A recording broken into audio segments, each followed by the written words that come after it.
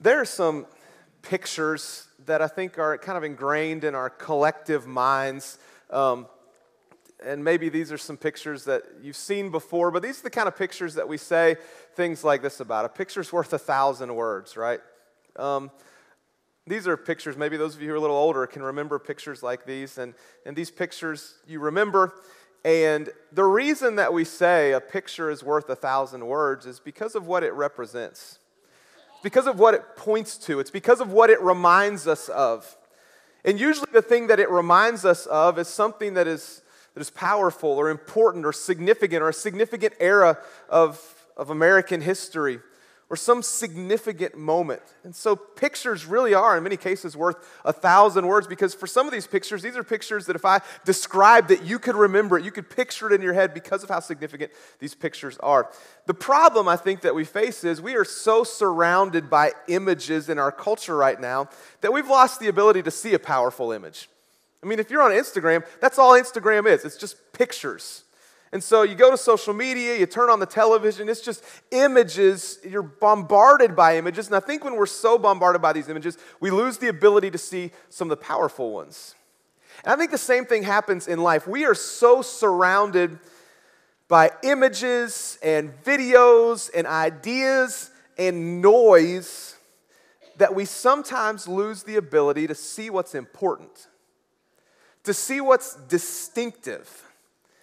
And I'm thankful that as we open up the New Testament and read the teachings of Jesus, he has this incredible ability to bring us back to what's important. Because sometimes what he does is he paints a word picture for us. If you're a guest with us, we're in the Gospel of Luke. And if you want to turn to Luke chapter 6, that's where we'll be in just a minute. But Jesus has this amazing ability to paint a word picture for us and bring us back to what's important and bring us back to what's distinctive. And I don't know about you, with all of the noise and images and ideas that surround my life, I need to be brought back to what's important. I need Jesus to say, Matt, here's what really matters. And as we turn to the Gospel of Luke, it's amazing that over and over and over again, that's exactly what he does. He gives us what we need to bring us back into focus and remind us what's actually important. And this morning, I think what we'll see is he does that with pictures. Well, at least word pictures that bring us back to what's important. We are in Luke chapter 6, and we're going to be picking up in verse 39 here in just a minute. This is Luke's version of the Sermon on the Mount, though we're not exactly sure this is the same context. We've talked about that over the past few weeks. At any rate, this is a collection of the teachings of Jesus. And in this occasion, at least in this passage, starting with verse 20, I think what Jesus is doing is he's reminding us that Christianity is distinctive. That if you're a follower of Jesus, your life is going to look different and your life is going to be distinctive from the lives around you. He says, starting with verse 20 or so, that if you're going to be a follower of mine, you might be poor or you might be persecuted. Last week we talked about how if you're a follower of Jesus, you're going to love your enemies, and that's going to look different from the people around us. You're going to be in verses 37 and 38. You're not going to judge people. You're going to be generous in your compassion and the mercy that you show to other people. And just by the way you live, there will be a distinction between you and everyone else. Jesus says that's what it looks like to follow me. And I think what he says in these 6 word pictures does the exact same thing. It brings us back into focus on what's important and reminds us that we're going to look different if we follow Jesus. So we're picking up in verse 39. And as I just mentioned, there are 6 pictures. This is kind of weird for me to kind of give you 6 different ideas. It's kind of hard to keep it focused here, but it's what Jesus does here. And it begins in verse 39 by saying that he told them a parable. Now, usually when we think of a parable, what do we think of? A story, right? Well, this word is also used in ancient literature to refer to a one-liner or maybe like a proverb, because what you read in these 6 images sound kind of like proverbs. They're word pictures, in addition to the fact that sometimes a parable is a story like we traditionally think of it. Sometimes a parable is just a little one-liner, and there's 6 of them here. Let's walk through them real quick. Let's start with the first one about a blind man leading a blind man. He also told them a parable. Can a blind man lead a blind man? Will they not both fall into a pit? The end. No explanation. No, Jesus does not interpret this and say, okay, here's what I'm trying to get you to see. But you ought to see the humor in this, right? Jesus isn't just saying this with a straight face. Maybe he has a smile. This is the dry humor that was typical of the time. Jesus is intending on people maybe to smile and to laugh. And it makes sense, right? What would it be like if a actual person who was blind tried to lead someone else who was blind. Well, why don't we try to figure it out? I haven't told anybody that we're going to do this. Why not? David, why don't you come here? I just got these out of the kitchen just a few minutes ago. Where's Grant? We'll make it David and Grant. Grant, come on. Yeah, good. Let's give this a shot. These are just towels. You may not be able to tie it. Just cover your eyes or something. Yeah, you too. Here, and come back here behind your dad. Let's imagine that. Okay, so you cover your eyes first. You can leave your eyes uncovered. Wrap that around your eyes there. There you go. All right, Grant, do you trust, if I said your dad is going to lead you all the way out across the street? He doesn't have a blindfold, but you're blinded, and he's going to lead you. Do you trust him? Yes. Yes. Okay, David, put that blindfold on. Sort of. There you go. All right, now he's blindfolded. Do you trust your dad to lead you across the street? No. Well, obviously, it makes perfect sense. Just for fun, put your hand on his shoulder. Try to lead him to the back. I just want to see. This has nothing to do with, no cheating.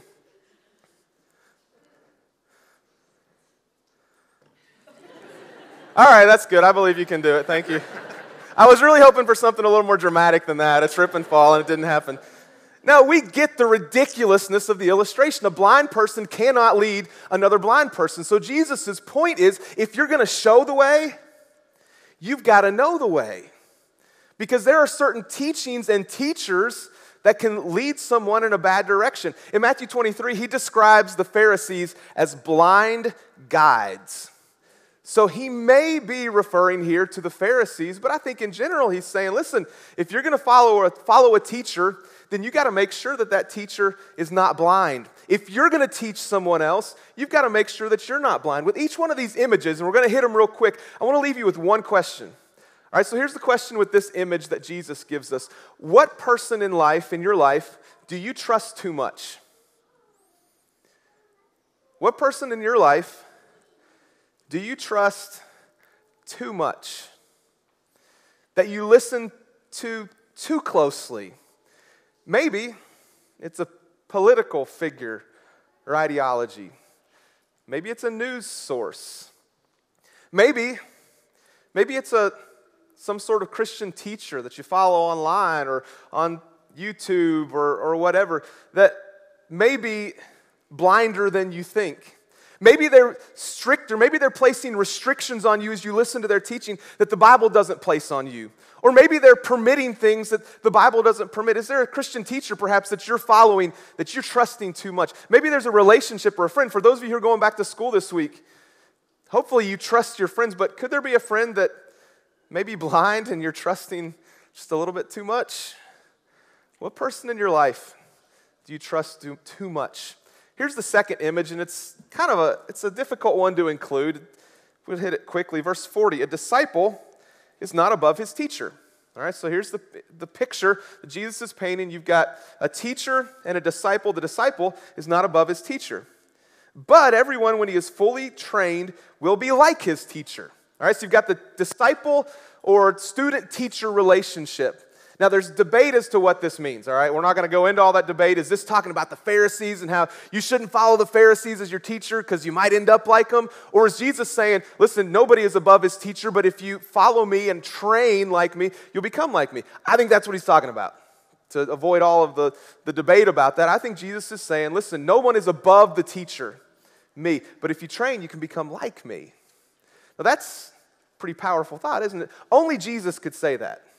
We've got several teachers in the room. Imagine on the first day of class, if you looked at your students and said, now listen, none of you is going to be as good as me. Just face it, all right? None of you will be like me. Well, that'd be an awful thing to say. All of us who are teachers have been surpassed by our students in multiple ways, in many ways. But Jesus could say to his students, no one is above his teacher, no one will surpass his teacher, but he does say to his disciples, if you train, you can be like me.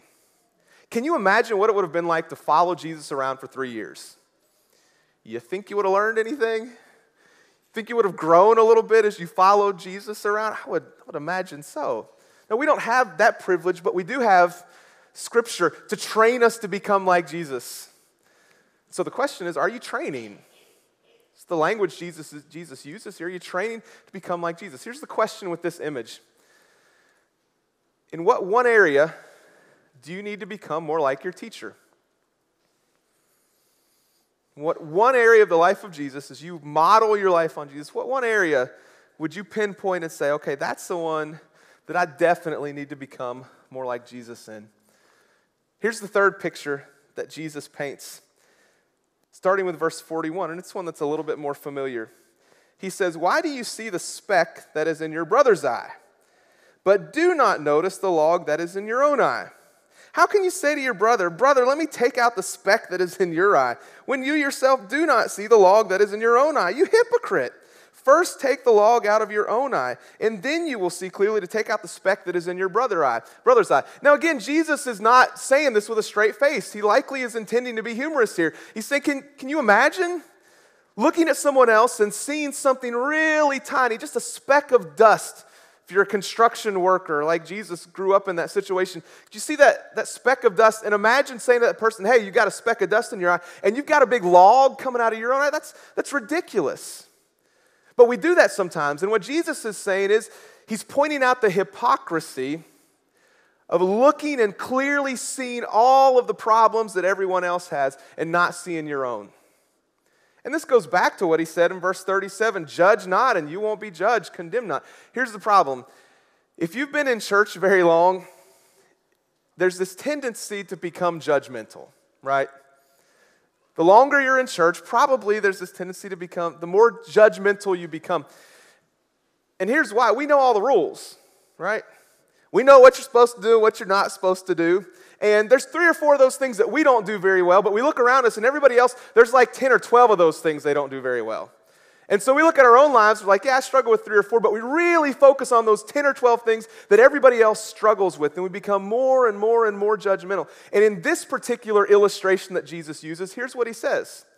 When you see a speck of dust, when you see a problem in someone else, the first thing you do is say something about it.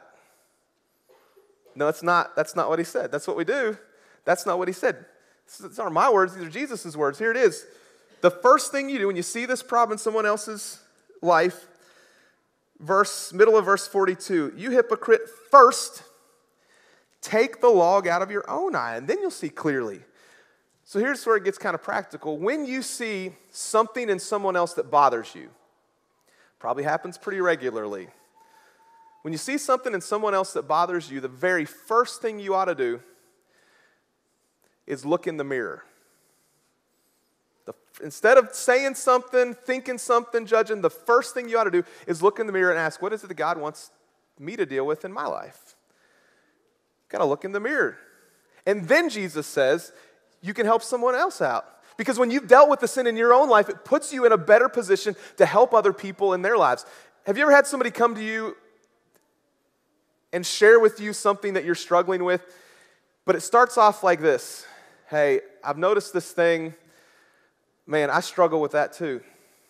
I've struggled with this, man. I struggle too, but I've noticed this and I want to help you." How do we tend to take that? I tend to take that a lot better than someone who points out my sin angrily and doesn't say anything about themselves. So when we put ourselves in a position where we've dealt with our own sin, it puts us in a lot better position to deal with, or at least talk to other people about the specks of dust in their own eyes. So here's the question I would ask you as you think about this image of Jesus. Am I so eager to look for specks in other people's eyes that I can't see the plank in my own? So this is about being really eager and quick to judge other people.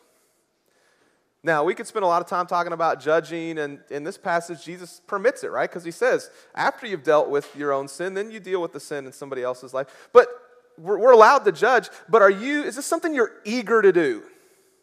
Do you find yourself consistently being critical of other people, especially, I think, in context of other Christians? Being critical and judgmental of the world is another conversation, and it's an interesting one. Listen, if the Bible does not speak clearly about an issue, if the Bible does not speak clearly, give a clear principle, or talk with clarity about a subject, I have no right to judge whether you should or should not do that thing. No right. If the Bible doesn't say anything about it, you know what that is? That's an opinion. And everybody's allowed to have them. Like, you're allowed to have your opinions about what's best and the way things should be done and whether you should homeschool or go to public schools or whether you should go here or there or do it this way or that way. You're allowed to have those opinions. But if the Bible doesn't speak clearly about those issues, you should not judge, and I should not judge others on those issues. So, am I so eager to look for specks in other people's eyes that I can't see the plank in my own eye? Here's the next image. It's a tree image. Now, let me tell you about these two little trees. I think 3 or 4 years ago, the kids and I bought these 2 apple trees for Charla for Mother's Day. You can tell they haven't done all that well. The one on the right is, let's just call that the healthy one. It's okay. It's got tree or apples hanging on it, so quit judging, all right? You're doing it right now. And then we'll call the one on your left the bad one. Now, the bad one, that just happened over the winter. Like, the leaves fell off, of course, and then the leaves did not grow back. This is a kind of a new development. Now, this spring, we had no expectation that the bad tree would grow fruit. Like, we kind of knew something's not right here. This thing is... Charlotte held out some hope for probably a little too long that maybe it would come around. It never came around. But we kind of figured, even as rough as the tree on the right looks, that it would bear some fruit. And it did. So the bad tree did not bear fruit. The good tree bore some fruit. We understand that image. And that's the image, the picture that Jesus paints here in verse 43. For no good tree bears bad fruit, nor again does a bad tree bear good fruit. For each tree is known by its own fruit. For figs are not gathered from thorn bushes, nor are grapes picked from a bramble bush. The point is, good trees bear good fruit. People with good hearts will bear good fruit. Here's what I think this is about. This is not about just fruit. This is not just about the distinction made between disciples of Jesus and those who are not disciples of Jesus, though that's a part of this, that those who follow Jesus will be distinctive because they will bear good fruit. But all of this in the next verse here in a moment that we'll look at is about the heart. That the good things that happen in the lives of followers of Jesus are a result of what's in their heart. You see, we're really good at behavior modification, right? You're thinking something, you're feeling something, there's something deep down inside, but we control it. We modify our behavior. Most of you are doing it right now. Because some of you, there's been moments you've wanted to roll your eyes. Some of you've been like, okay, well, you hurry up. And you've wanted to sigh real big. Like if you were watching this on TV, you'd be like, because he's taking too long. Some of you want to sleep. Like deep down inside, you just want to lay back and sleep. But behavior modification says, okay, here's what I want to do, but I'm gonna smile and look like I'm doing something else, right? That's behavior modification. Here's the problem. You can only do that so long. Hopefully, we do pretty good in church settings usually, and I'm kidding. Hopefully most of you aren't thinking that. But we do pretty good at behavior modification. There are things going on deep down inside that we don't let out. Here's the problem. Eventually, it will come out. Eventually, there will be fruit that comes about because of what's on the inside. Here's the question that I want to ask about the trees, and then we'll continue this conversation in the next verses. In which of the fruit of the Spirit are you not growing?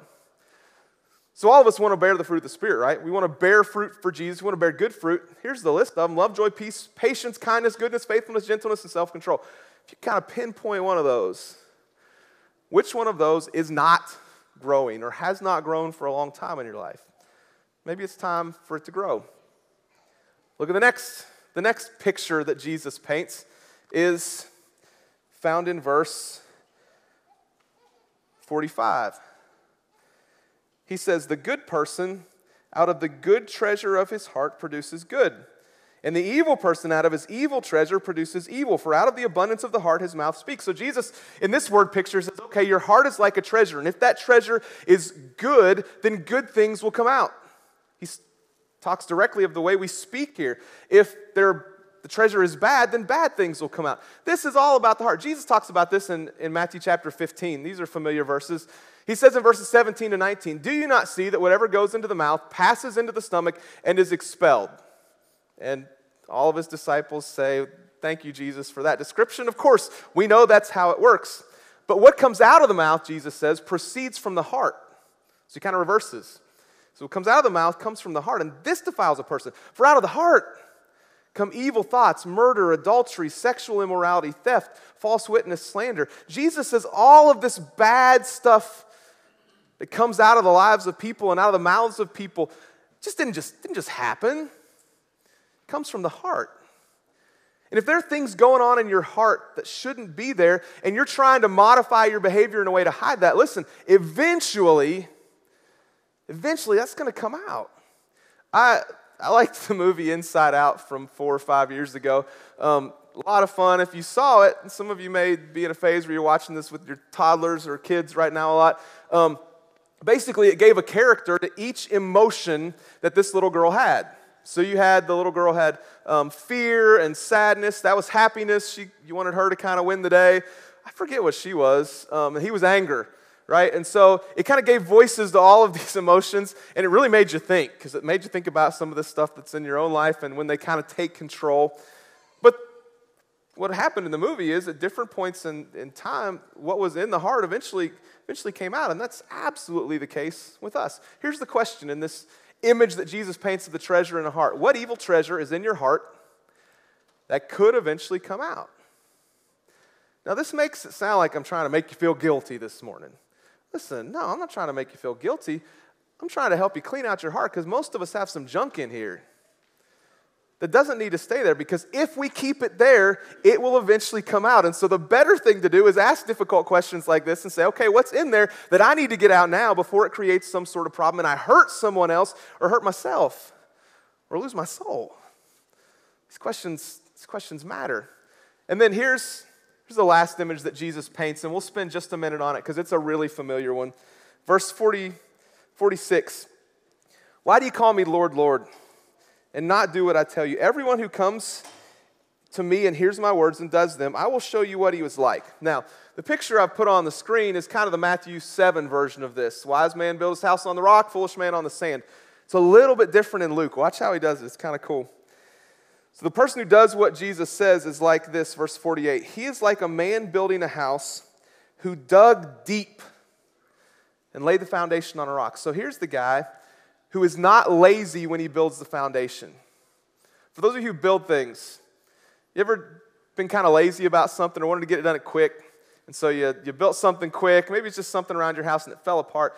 Jesus says, that's not what this guy does. He digs the foundation deep. And in this culture and the kind of soil that it had, this was a common thing. People would build basements. So this person builds a basement. He digs deep and laid the foundation on the rock. And when a flood arose, the stream broke against that house. So the picture here is a river that kind of overflows, hits the house, and could not shake it because it had been well built. Verse 49, but the one who hears and does not do them, the teachings of Jesus, is like a man who built a house on the ground without a foundation. So this is the person who did not dig deep. He was lazy. He thought, you know what, this is going to take a ton of work to excavate this and build this foundation. I think I'll pass. And it's a failure. Look at the rest of the verse. He's the guy who builds a house on the ground without a foundation. When the stream broke against it, immediately it fell, and the ruin of the house was great. And Jesus doesn't explain. It's end of story, end of the teachings of Jesus in this context in Luke. Now again, I think most of us are aware of this story. Here's the question I want to ask you as you think about this image that Jesus paints. What shortcuts are you taking in building your spiritual house? That's a weird question. I acknowledge that. And I don't know what the answer is, but I'm hoping it sparks something for you. Because all of us are prone to spiritual shortcuts. All of us are prone to shortcuts in everything we do, right? We want to do things the easiest way. Some of you students will get syllabi this week and you'll think, oh, what is the quickest and easiest way to get this done? And you'll try to take a shortcut, and then you'll fail a test later on and you'll regret that shortcut, right? We all take shortcuts, and sometimes we pay for those shortcuts. What shortcut spiritually are you taking? Now, as I think about these 6 pictures that Jesus gives us in this passage, if I were to kind of sum it up, here's what I think Jesus is saying, and we've mentioned this at the beginning. There is a clear distinction between those who follow Jesus and those who don't. Now, all of the images and ideas that surround us tell us something different. They say, no, there's not a difference. We're all the same. Doesn't matter. In fact, if you think there's a distinction, then you think you're better than someone else. Or there's some folks who would say, well, no, we don't need to point out or we don't need to live out that distinction because we want to reach people with the gospel, so we want to be like them. And then there are some people who go clear to the other extreme and say, yes, there's a distinction, and they're angry about it. And they separate themselves from culture. So there's a balance to be had, but Jesus is clear. There is a distinction between those who follow Jesus and those who don't. And it is not just based on morals. It's not just based on belief. It's based on what's in the heart. And it's based on the way we treat people and the compassion that we show and the lack of judgment that we hurl at other people and the forgiveness that we exhibit. Morals, beliefs, yes, but it's not just that. It's about the heart. And that's where the distinction in this passage, I think, really lies. So here are these 6 questions again. I'm not going to read them again. Maybe there's just one of them. Maybe 2, but let's shoot for one. Maybe there's one of them that has jumped out at you this morning as one that really is something you would take home and say, I need to work on that. I would challenge you to pick one and keep thinking about it this week, praying about it, training to become more like Jesus by thinking through some of these difficult questions. And when we do, I think we follow these teachings of Jesus and really work on our hearts, we will distinguish ourselves in positive ways that make an impact from those who don't follow Jesus. Shown you a lot of images. We've talked about a lot of images this morning. But there's been some images that have been before us all year long. For students who are back, we use these images since January. As I look at these images, they're really simple. I mean, almost overly simple. But most of us look at these little pictures, simple pictures, and we know what they mean.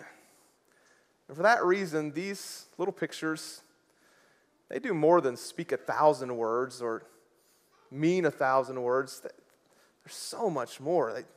These pictures speak 1,000,000 words or show us mean 1,000 words, 1,000,000 words. These pictures mean everything because they point us to peace and forgiveness.